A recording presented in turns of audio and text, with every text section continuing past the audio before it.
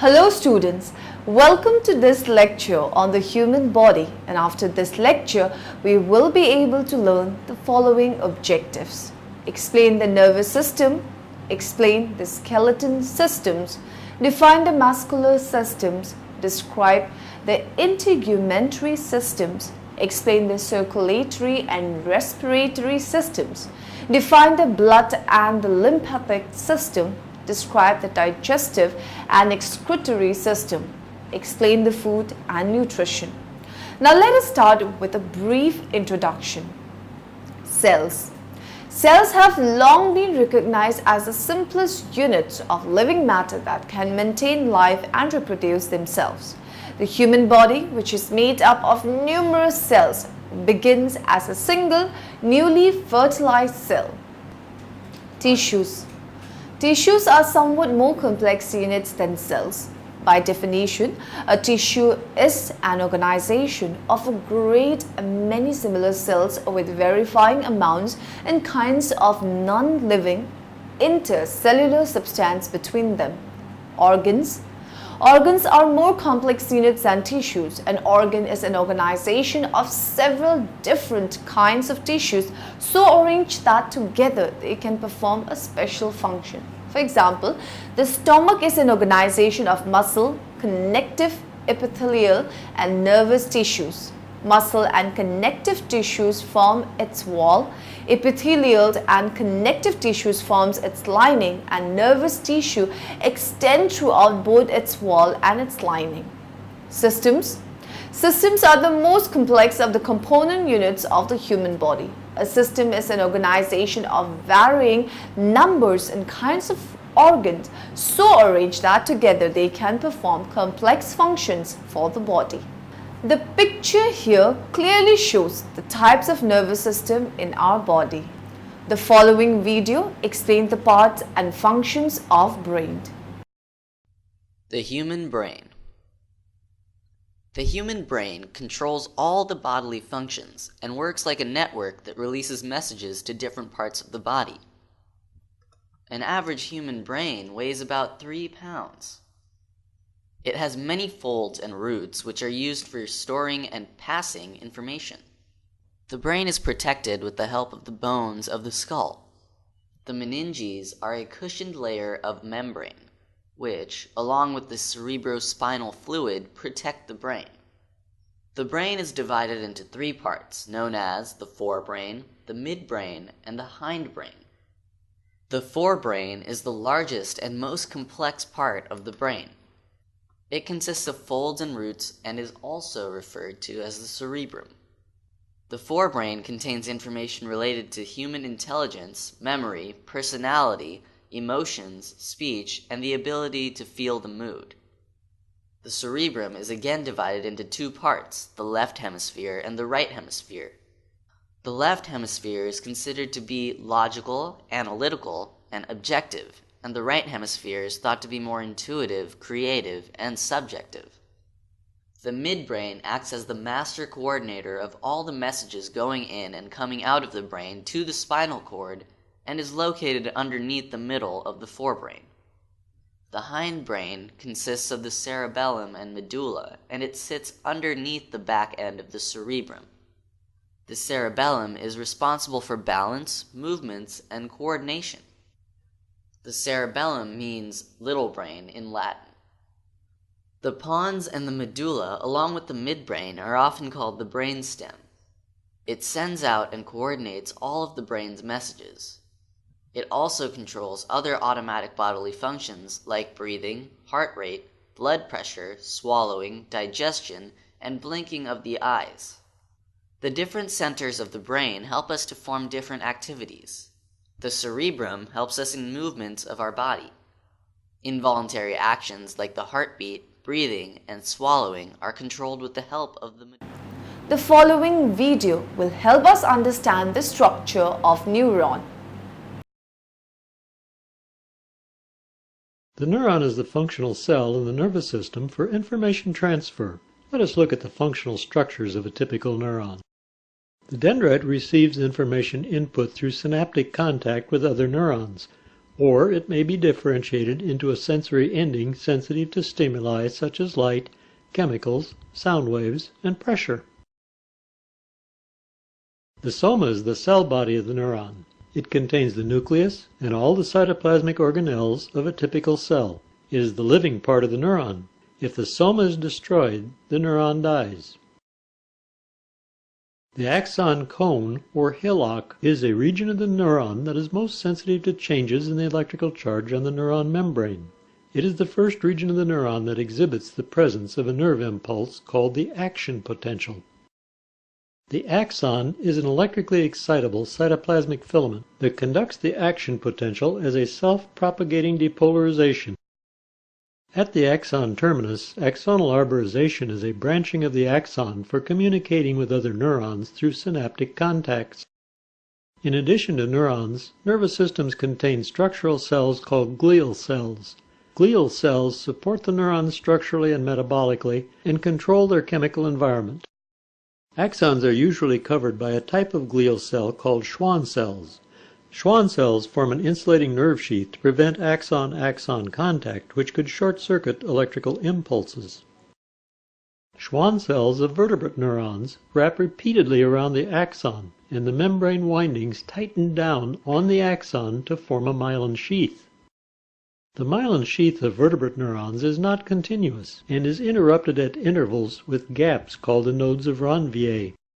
The functional significance of the nodes will be described in the next scene. In contrast with Schwann cells of vertebrate animals, Schwann cells of invertebrate animals wrap loosely around the axons and form a continuous sheath. Such neurons are said to be tunicated. Let us now see how these structural features interact to detect and transfer information within animal nervous systems. The peripheral nervous system. The peripheral nervous system is made up of two parts, stomatic nervous system and autonomic nervous system. Stomatic nervous system. The stomatic nervous system consists of peripheral nerve fibers that pick up sensory information or sensation from the peripheral or distant organs and carry them to the central nervous system. Autonomic nervous system. Another part of the nervous system is the autonomic nervous system. It has three parts: the sympathetic nervous system, the parasympathetic nervous system, and the enteric nervous system. This nervous system controls the nerves of the inner organs of the body on which humans have no conscious control. This includes the heartbeat, digestion, breathing. The following describes the actions of the afferent interneuron and afferent responders to an event. When a person places their hand on a hot frying pan causing the hand to burn, afferent neurons send a message up to person's arm through the spinal cord that something has gone wrong. At the spinal cord, interneurons which act between the afferent and afferent neurons identify that an immediate action is required, resulting in a reflex arc immediate action. Through this pathway, interneurons send a message via the afferent neurons to cause the muscles of the hand to move away from the frying pan. Within the nervous systems, there are two main areas. These include the central nervous system and the peripheral nervous system. The central nervous system includes the brain and the spinal cord. These two organs control many of the functions of the human body. The brain is the command center for the body. The brain stem, where the brain meets the spinal cord, controls many vital functions required to control life, such as heart rate and diaphragm movement for respiration. The spinal cord is the main hub of communication signals in which all peripheral afferent and efferent messages are transmitted. The peripheral nervous system controls the messages to and from the brain and peripheries. The peripheral nervous system can further broken down into the autonomic and the somatic nervous system. The somatic nervous system is also identified as the voluntary nervous system, in which the person can transmit control messages from the brain to the peripheries in order to control movement. An example of the somatic nervous system includes the brain sending the message to the legs to move its arms. This causes the somatic nervous system to transmit a message through the peripheries through to the muscles in the arm to stimulate contraction and skeleton movement. The peripheral nervous system is also called the involuntary nervous system and allows the brain to produce involuntary messages to cause changes within the body. The peripheral nervous system can be further broken into the sympathetic and the parasympathetic nervous system. The sympathetic nervous system causes the body to produce the fight or flight response, in which adrenal responses such as a release of adrenaline and non-adrenaline cause an increase in heart rate, blood pressure, dilation of bronchioles, and enhance a force of contraction of muscles within the body.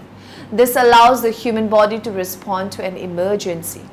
An example of the sympathetic nervous includes the response to a person holding a knife up to you and asking for your wallet. This results in the release of adrenal responses, which allows the person to have the best physiological ability to fight the mugger or run from the mugger. The parasympathetic nervous system is also known as a feed or breathe response and focuses on slowing the main systems of the body to aid in feeding and breathing. This includes slowing the heart rate, lowering blood pressure, and slowing the motility of the gastrointestinal tract (GIT). An example of the parasympathetic nervous system would include the circadian rhythm, which causes a slowing of the heart rate and a relaxation of muscle, which allow a person to sleep. Presynaptic neurons. They synthesize and package their neurotransmitter in vesicles for release by exocytosis at the synapse, often have reuptake transporters that reclaim the transmitter back into the cell when it has done its job. Stimulants. Caffeine in coffee, tea, and cola beverages, nicotine in cigarettes, amphetamines, cocaine. All of these drugs mimic the stimulation provided by the sympathetic nervous system.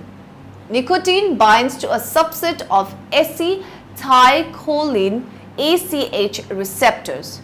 Amphetamines and cocaine bind to, thus blocking transporters used for the reuptake of dopamine and noradrenaline into presynaptic neurons. This causes the level of dopamine to rise in the synapses. High levels of dopamine in an area of the brain called the nucleus accumbens appear to mediate the pleasurable effects associated with these as well as other psychoactive drugs.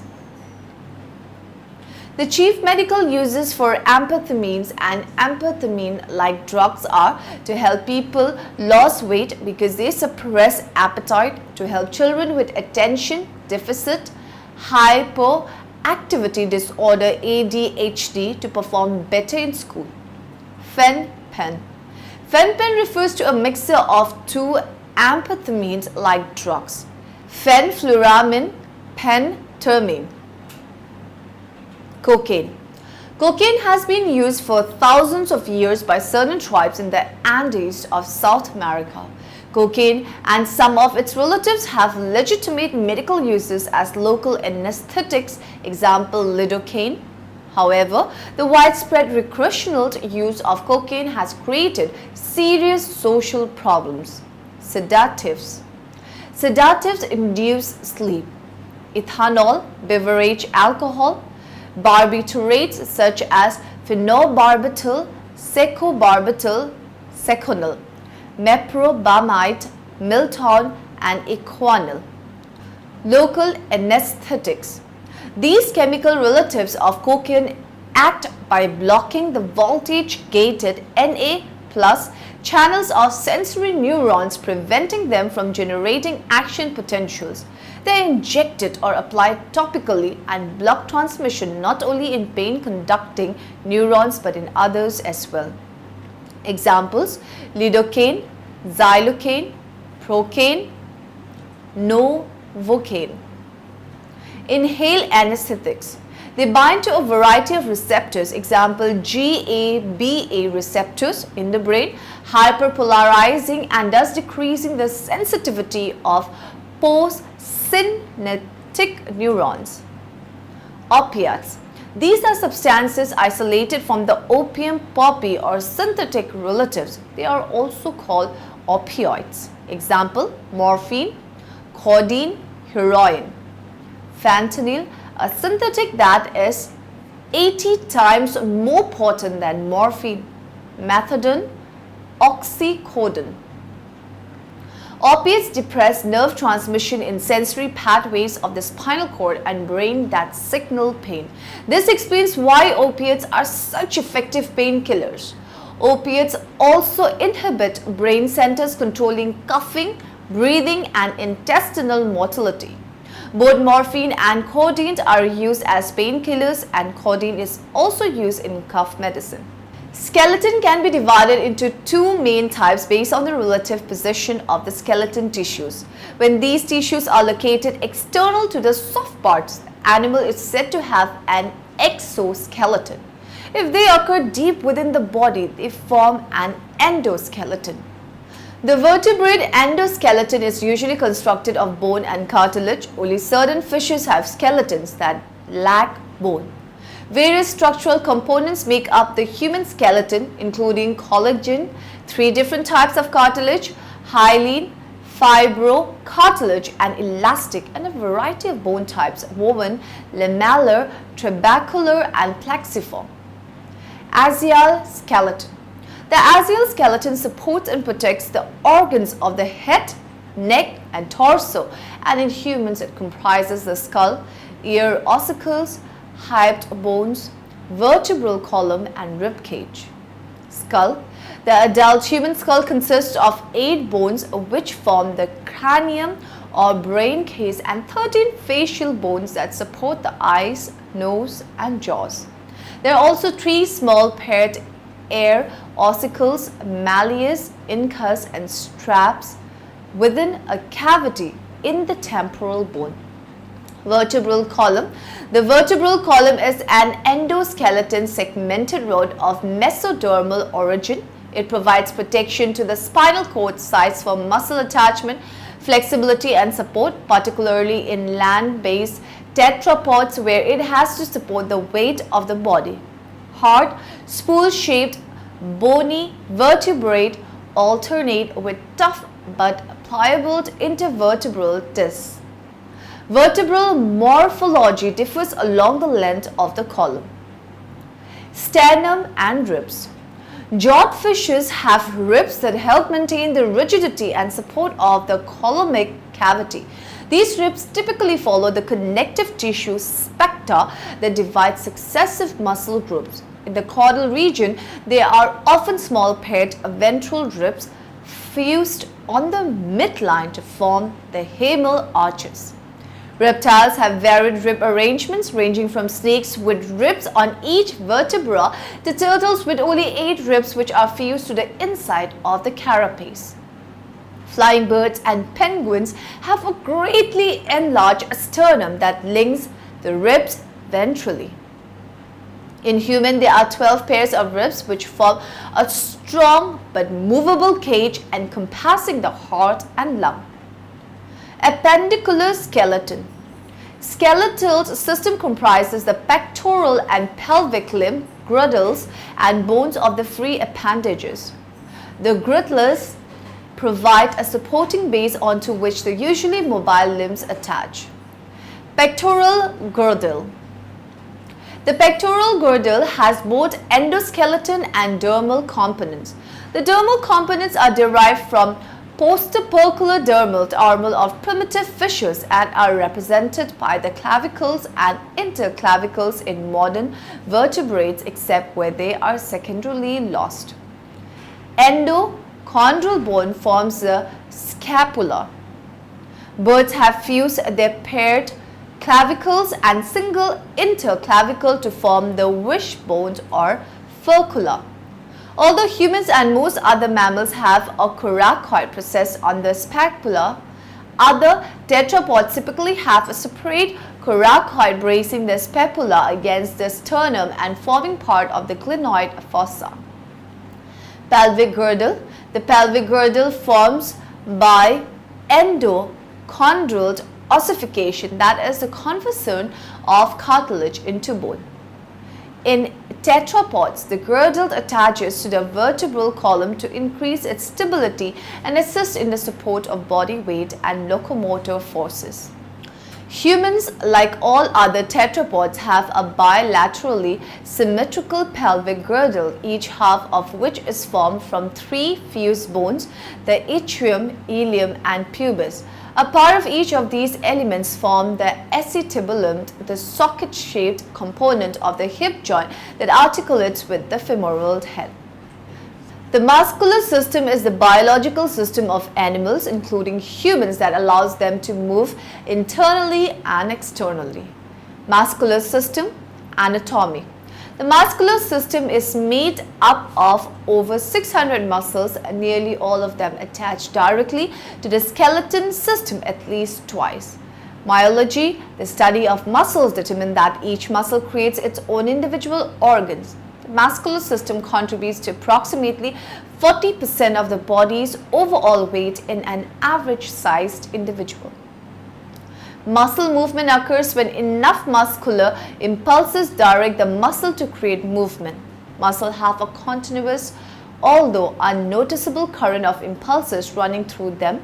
Although the impulses are far from significant enough to bring about movement, the impulses which direct movement must reach a critical mass for muscles to respond appropriately and create movement within the body. Muscle cells only respond to these impulses. There are three basic muscle tissue types in the human body: smooth muscle tissue, cardiac muscle tissue and skeleton muscle tissue. All vary in their responsibilities, function and structural components.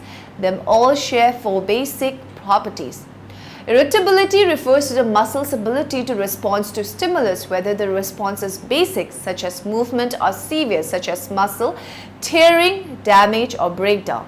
Contractibility refers to the muscle's ability to respond to stimulus via shortening and contracting lengthwise.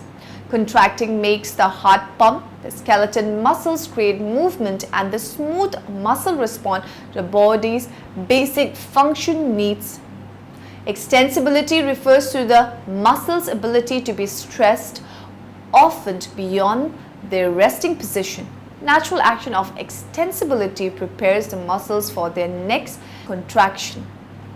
Extensibility performed by outside stimuli prevents the muscles from tearing, bruising or becoming overstressed. Elasticity refers to the muscle's ability to return to their original position, particularly after being exerted or stressed. Muscles' elasticity maintains their shape, size and prevents damage. Muscles play a significant role in the body's ability to maintain a constant temperature regardless of the temperature which surrounds it. While the skeleton system is responsible for giving the human body a frame, the muscular system then adds to the frame through mechanism of support. Muscle hold the skeleton system in place while also allowing it the movement necessary to create human posture, motion and activity, from the basic of sitting and standing to the finest intricate motions such as athleticism to the finest motor skills manipulation. Muscle tissue continuously gives the skeleton system this support even at rest. The human body in the sitting position is then using muscle activity to hold the head upright, to balance on the buttocks and to keep appendages on in a place of rest. The integumentary system consists of the skin, hair, nails, glands and nerves. Its main function is to act as a barrier to protect the body from the outside world. It also functions to retain body fluids, protect against disease, eliminate waste products and regulate body temperature. In order to do these things, the integumentary system works with all the other systems of your body, each of which has a role to play in maintaining the internal condition that a human body needs to function properly. The skin is the largest organ in the body, 12 to 15% of body weight with a surface area of 1 to 2 meters. Skin is continuous with but structurally distinct from mucous membranes that line the mouth, anus, urethra and vagina. Two distinct layers occurs in the skin, the dermis and epidermis. The basic cell type of the epidermis is the keratinocyte, which contain keratin, a fibrous protein. Basal cells are the innermost layer of the epidermis. Melanocytes produce the pigment melanin and are also in the inner layer of the epidermis. Dermis is a connective tissue layer under the epidermis and contains nerve endings, sensory receptors, capillaries and elastic fibers. Skin and sensory reception. Sensory receptors in the skin include those for pain, pressure, touch and temperature. Deeper within the skin are Meissner's corpuscles, which are especially common in the tips of the fingers and lips and are very sensitive to touch. Passivient corpuscles respond to pressure. Temperature receptors, more cold ones than hot ones. Skin and synthesis. Skin cells synthesize melanin and keratins, which give the skin its color.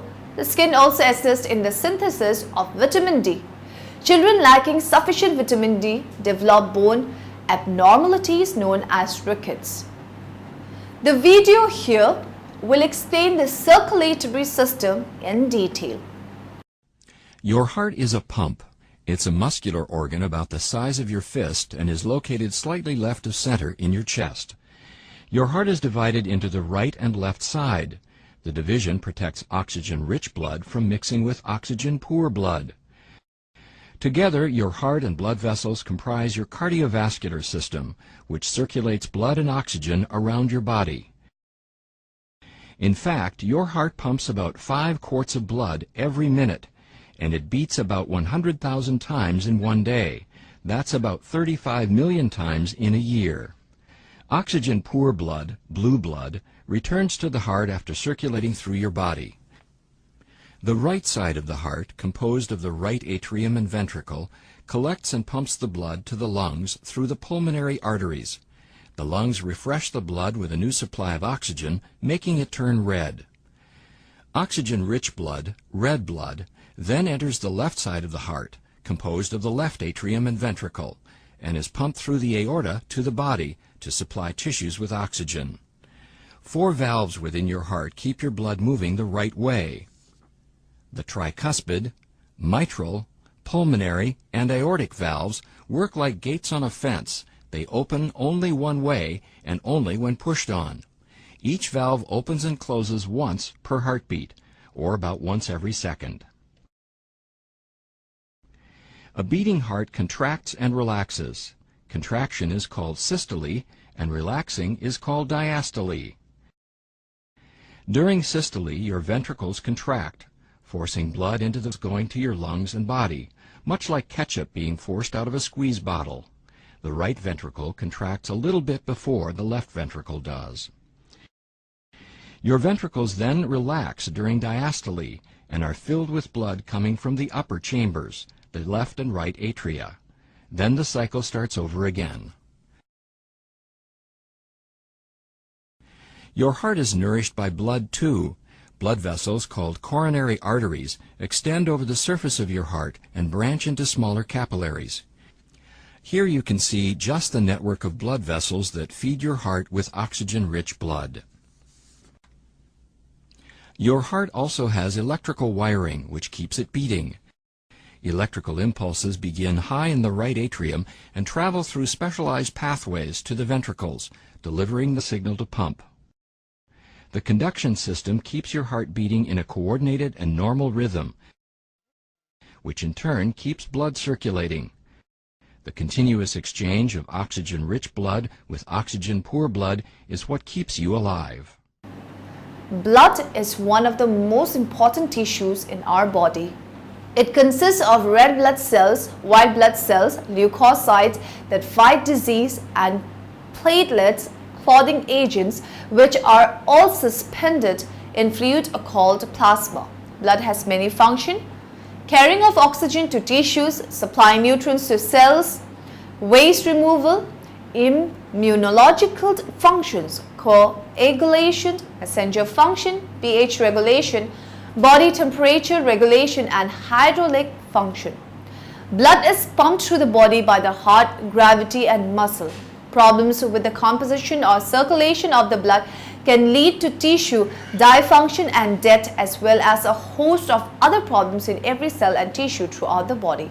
The lymphatic system is a complex network of lymph nodes, ducts, and vessels that produce and transport lymph fluid from the tissues to the circulatory system. It has three major functions: removal of excess tissue fluid, absorption and transport of fat to the circulatory system, and production of immune cells. Lymph originates as blood plasma from the capillaries and becomes a fluid that fills the spaces between cells and tissues. The thymus, spleen, lymph nodes, tonsils, appendix, and bone marrow are part of the system, and their proper function depends on the lymphatic system. Anemia.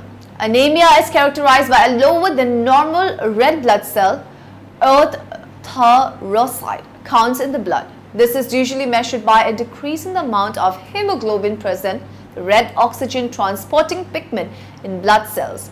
There are many different types of anemia, each with unique causes and symptoms. Hemolytic anemia, megaloblastic anemia, and pernicious anemia are examples of various types. Some potential causes are blood loss, nutritional deficiencies, diseases, reaction to medication, and problems with the bone marrow. Women with heavy menstrual periods typically experience iron deficiency anemia. Other risk factors include pregnancy, older age, and certain diseases. Blood coagulation disorders. After damage to a tissue, bleeding occurs. This bleeding is supposed to stop due to the formation of solid blood clots through a coagulation process. Disorder in this blood coagulation mechanism can lead to hemorrhaging, thrombosis, and embolism. This can lead to either tissue death or the death of an individual. Treatments focus on ensuring that blood clots normally. Dyslipidemia.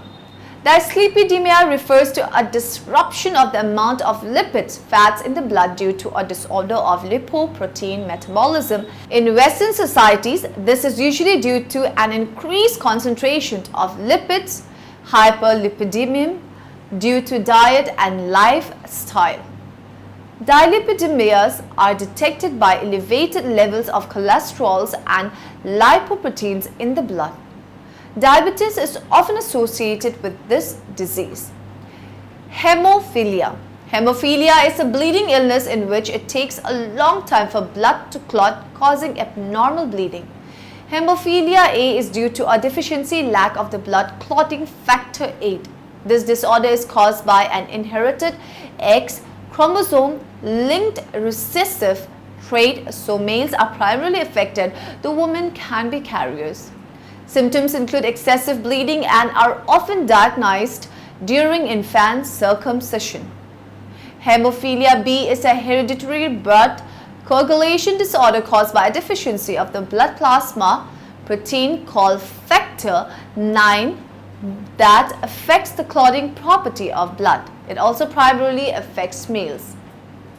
Hypovolemia. Hypovolemia is a condition in which there is a significant decrease in the volume of blood plasma in the body. Dehydration, bleeding, and severe burns can cause this, as well as drugs such as diuretics or others used to treat hypertensive individuals. Sometimes hypovolemia occurs due to blood donation. If severe, low blood volume can lead to multiple organ failure, damage of the kidneys or brain, and eventually death. Myelodysplastic Syndrome. Myelodysplastic syndromes, MDS, formerly known as preleukemia, are a collection of blood conditions united by the abnormal and ineffective production of blood cells and the risk of transformation to acute myelogenous leukemia. Anemia is frequently associated with this disease, often requiring frequent blood transfusion. Though MDS is not a true malignant neoplasm, it is classified as a hematological neoplasm. Symptoms include anemia, neutropenia, low white blood cell count, and thrombocytopenia, low platelet count. Sickle cell anemia. Sickle cell anemia is a genetic blood disorder in which the body makes abnormally shaped red blood cells. These deformed blood cells are shaped like a crescent and do not move easily through the bloodstream, often getting stuck and blocking the flow of blood to organs and limbs. This leads to low blood count, organ damage, and pain. Individuals are born with the disease. Sickle cell anemia is more common in African Americans, with 1 in 500 estimated to the affected. Current treatments seek to improve blood flow. The video here will explain the digestive system in detail. Digestion begins in the mouth with the teeth, tongue, and saliva. The sharp-edged teeth tear and rip the food, while the premolars and molars, which have flat surfaces, grind the food into smaller pieces. That is the mechanical digestion of the mouth. Saliva is released into the mouth to begin dissolving the food and to make it slippery so that it can pass easily through the throat and esophagus. This is the chemical digestion of the mouth. The tongue helps to push the food between the grinding teeth and to mix it with the saliva. A ball of food called the bolus is formed and then swallowed. Muscles in your throat force the food downward. A flap of tissue automatically closes off the trachea or windpipe. This is a tube that leads to the lungs. It is required to get air into the lungs during respiration, but water or food is not wanted down this tube. After swallowing, the epiglottis goes back to its normal position and the trachea is once again opened for air. The food moves into the esophagus, which is a tube leading to the stomach. It takes about 7 seconds for food to move down the esophagus. The lining of this tube is coated with slippery mucus. The food is pushed along because of muscular contractions called peristalsis. Contractions behind the food push it forward. Food doesn't move down through the digestive tract because of gravity alone. Astronauts in space can digest food even in weightless conditions where there isn't any gravity because of the muscular contractions of peristalsis. Food moves from the esophagus into the stomach, which has a capacity of 2 to 4 liters. The stomach is made up of 3 layers of muscles that create a grinding motion. The churning of the stomach is the mechanical digestion, and at the same time gastric juices are released into the stomach to carry on chemical digestion. The mechanical digestion helps to mix the enzyme pepsin and hydrochloric acid with the food. The pepsin and hydrochloric acid help to break down proteins in the food into simpler proteins. You've probably used hydrochloric acid in science class to conduct various experiments. You know that this is a strong acid that can easily burn through clothing. How does the stomach protect itself from this acid? Well, a mucus is used to coat the walls of the stomach. After about 3 to 6 hours, the food continues to move along through the digestive tract and from the stomach enters the small intestine. The food, which is now called chyme, is in a soft, watery form. The small intestine is anything but small. It is only about 3 centimeters in diameter, but it is 7 meters or about 23 feet long. Imagine this garden hose, which is 7 meters long, all curled up and folded around itself inside a human being. The food is pushed along by peristalsis and will now undergo major chemical digestion. 2 organs that are located near the small intestine, the liver and pancreas, will provide intestinal juices that will aid in this digestion. The liver is located to the right of the stomach. One of its important jobs is to produce bile, a substance that will help in digestion. However, bile is not an enzyme, but rather a salt solution that breaks down fat into small fat droplets. Then enzymes in the small intestine can work on the fat.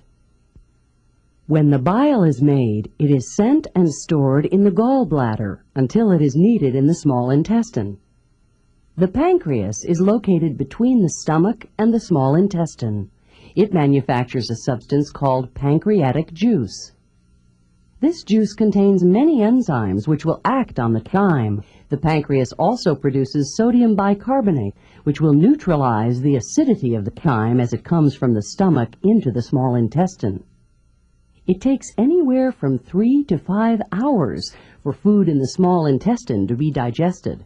The proteins are broken down into amino acids. Carbohydrates are broken down into simpler sugars, and fats are broken down into fatty acids and glycerol. These nutrients are ready to be sent to the living cells of the body. To do that, the nutrients must be absorbed into the blood vessels of the circulatory system. The circulatory system, with its network of blood vessels reaching every cell of the body, will be the transport system. The walls of the small intestine are not smooth, but are actually covered with millions of small finger-like structures called villi. The villi contain small blood vessels that absorb the nutrients. These millions of villi increase the surface area of the small intestine 600 times. That translates to an area the size of a tennis court, ready to absorb nutrients into the circulatory system. As the food continues on from the small intestine, it is now made up of undigested food and water. Before entering the large intestine, the undigested food passes by a finger-like organ called the appendix. The function of this organ is not clear, but scientists believe it has something to do with helping the body fight bacteria and viruses. The undigested food moves into the large intestine, which is shaped like a horseshoe and fits around the small intestine. The large intestine is wider than the small intestine, with a diameter of about 6.5 centimeters. However, it is only 1.5 meters long. Over the next 18 to 24 hours, most of the water contained inside the undigested food is absorbed. Also, helpful bacteria living in the large intestine make vitamins K and B for use by the body. Finally, materials that are not absorbed are formed into solid waste. This includes such things as dead bacteria, food roughage, fat, and protein. This waste will move into a small tube called the rectum for storage. Then it is eliminated from the body through the anus, an opening at the end of the rectum. The video here will explain the excretory system in detail. Just as how we throw away the waste material from our homes, our body too has a system to remove the waste. This system is called the excretory system. The excretory system consists of kidneys, ureters, the urinary bladder, and urethra. The main organs of the excretory system are the kidneys. These are two bean-shaped organs located on each side at the lower abdomen. The kidneys filter the blood. They help to get rid of waste in the form of urine. The urine is carried by tubes called ureters to the urinary bladder. The urinary bladder stores the urine. When the bladder is full, the urine is passed out through the urethra. In this way, the excretory system removes waste from the body.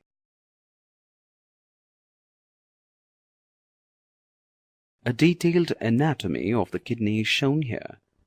The longitudinal section of the kidney shows the location of the renal cortex, renal medulla, the renal pyramid, and the renal pelvis. Observe the placement of nephrons in the enlarged renal lobe. Seen here is the anatomy of a nephron. A nephron is also called as the kidney tubule. It is the basic unit of a kidney. There are more than 1 million nephrons in a kidney. The main parts of a nephron are the Bowman's capsule, the glomerulus, the proximal convoluted tubule, the distal convoluted tubule, and the loop of Henle.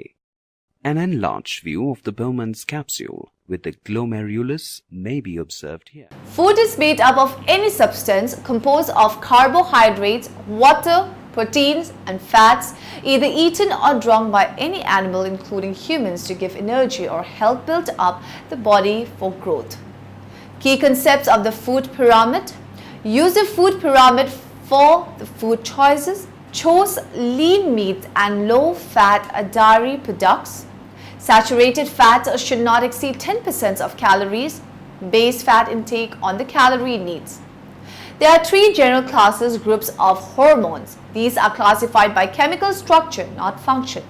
Steroid hormones including prostaglandins, which function especially in a variety of female function.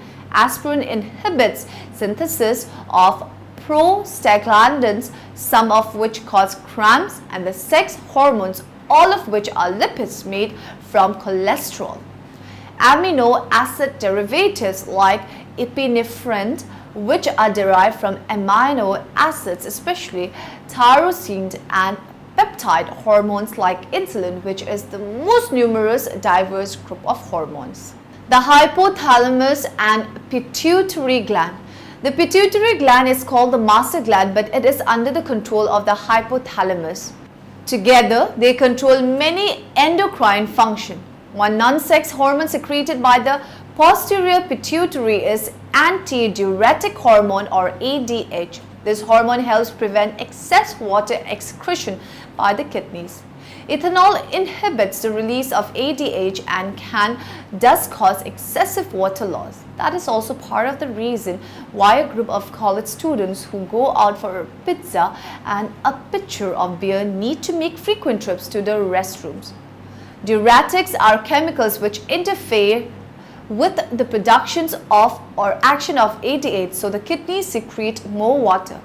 Thus, diuretics are often prescribed for people with high blood pressure in an attempt to decrease blood volume. Another group of non-sex hormones that many people have heard of is the endorphins, which belong to the category of chemicals known as opiates and serve to deaden or pain receptors. The thyroid gland. Thyroid hormones regulate metabolism, therefore body temperature and weight. The thyroid hormones contain iodine, which the thyroid needs in order to manufacture these hormones. If a person lacks iodine in his or her diet, the thyroid cannot make the hormones, causing a deficiency.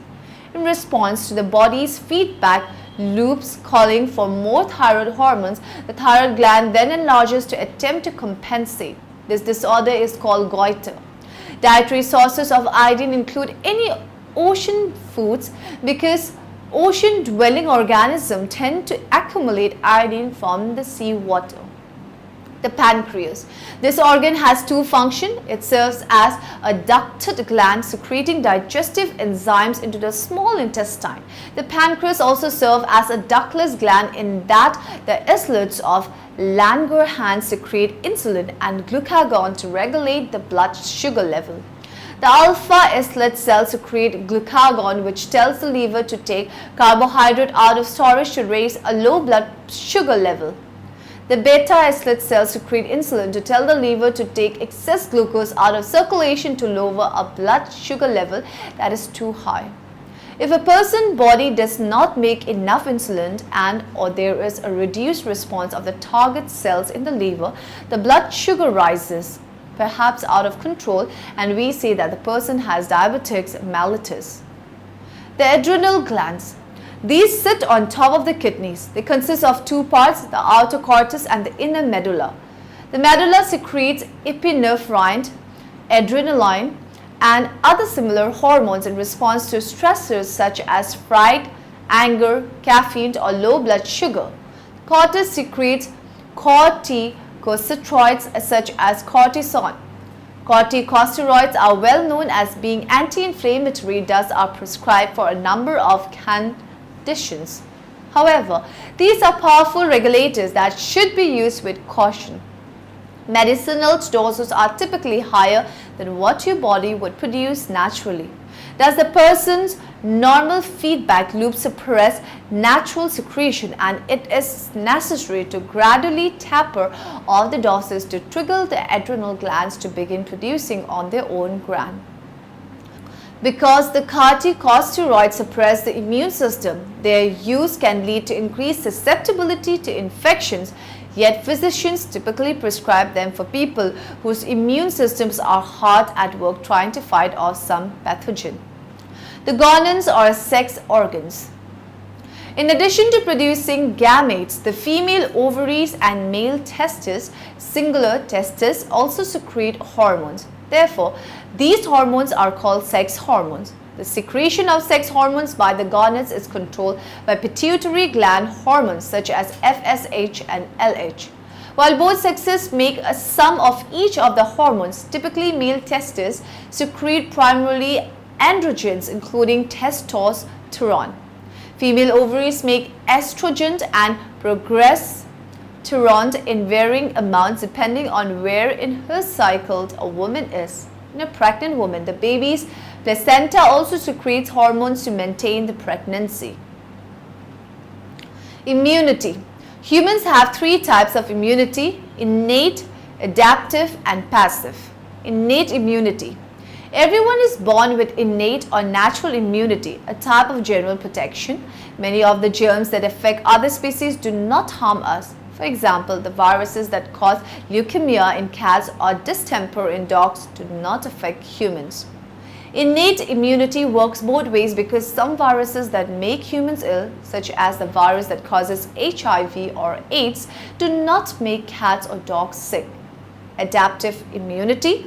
The second kind of protection is adaptive or active immunity, which develops throughout our lives.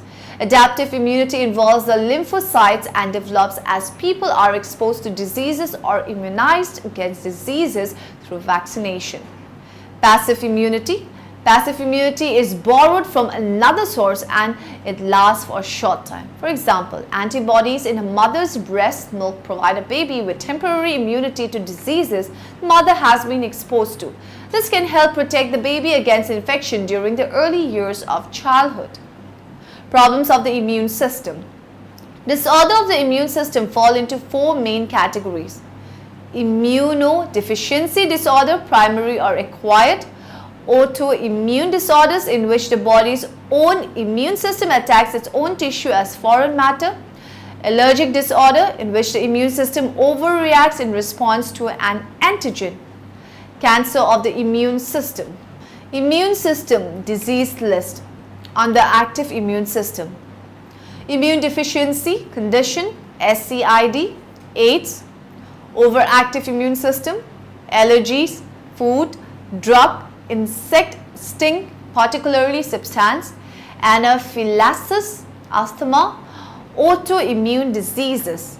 Other immune system disorders: Chiari-Higashi syndrome, common variables immunodeficiency, hay fever, hives; HTLV, hyper IgE syndrome, hyper IgM syndrome; primary immune deficiency, selective IgA deficiency; skin allergies, X-linked, agammaglobulinemia; smallpox.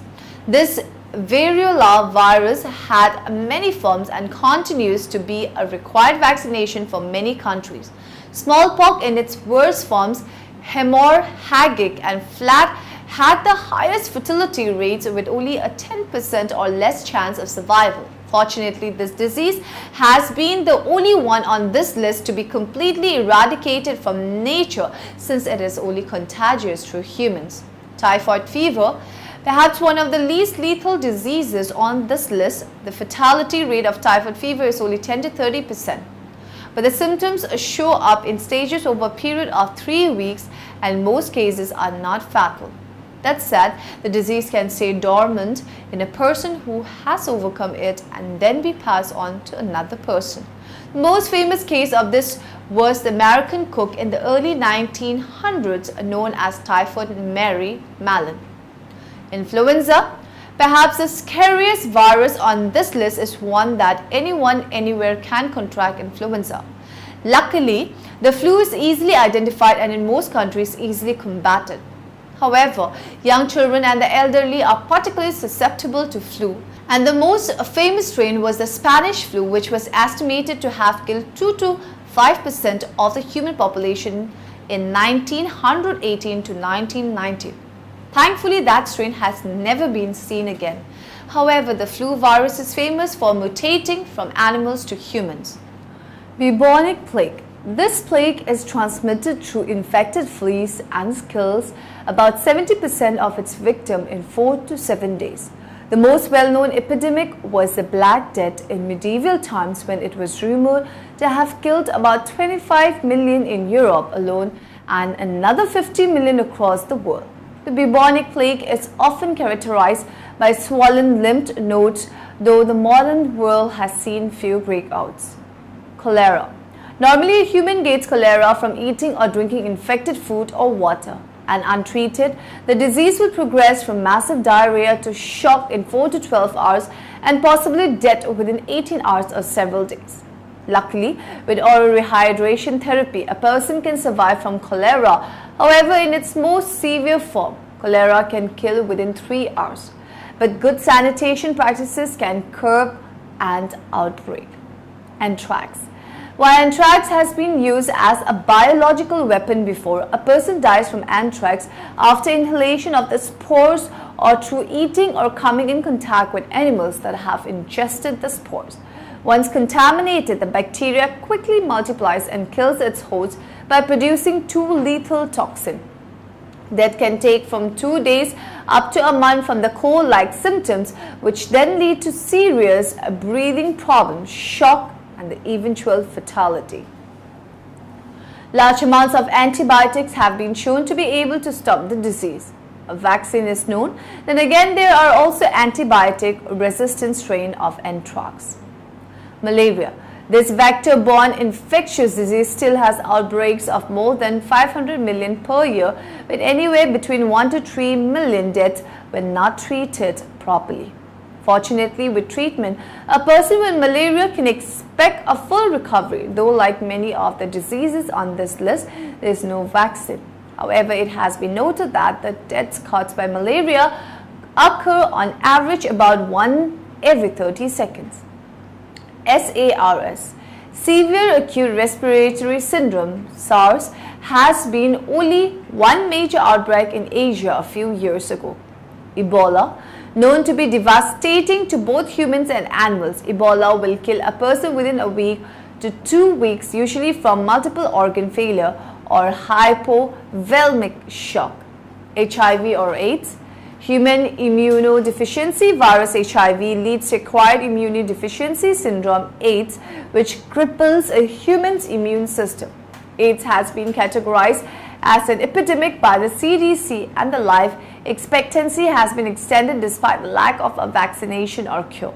While on its own, the Ebola virus is much more deadly in the short term. Most AIDS victims eventually succumb to death from an AIDS-related sickness. The given list here is the list of immune system disorder in our body. Now in the end, let us summarize what we have learned in this lecture.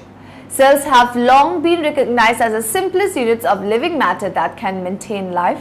A tissue is an organization of a great many similar cells with varying amounts and kinds of non-living intercellular substance between them. An organ is an organization of several different kinds of tissues so arranged that together they can perform a special function. A system is an organization of varying numbers and kinds of organs so arranged that together they can perform complex function for the body. The somatic nervous system consists of peripheral nerve fibers that pick up sensory information and carry them to the central nervous system. The axial skeleton supports and protects the organs of the head, neck, and torso, and in humans. Blood is one of the most important tissues in our body. It consists of red blood cells, white blood cell, and platelets, which are all suspended in fluid called plasma. Anemia is characterized by a lower than normal red blood cells count in the blood. Thyroid hormones regulate metabolism, therefore body temperature and weight. Human immunodeficiency virus HIV leads to acquired immunodeficiency syndrome AIDS, which cripples a human's immune system.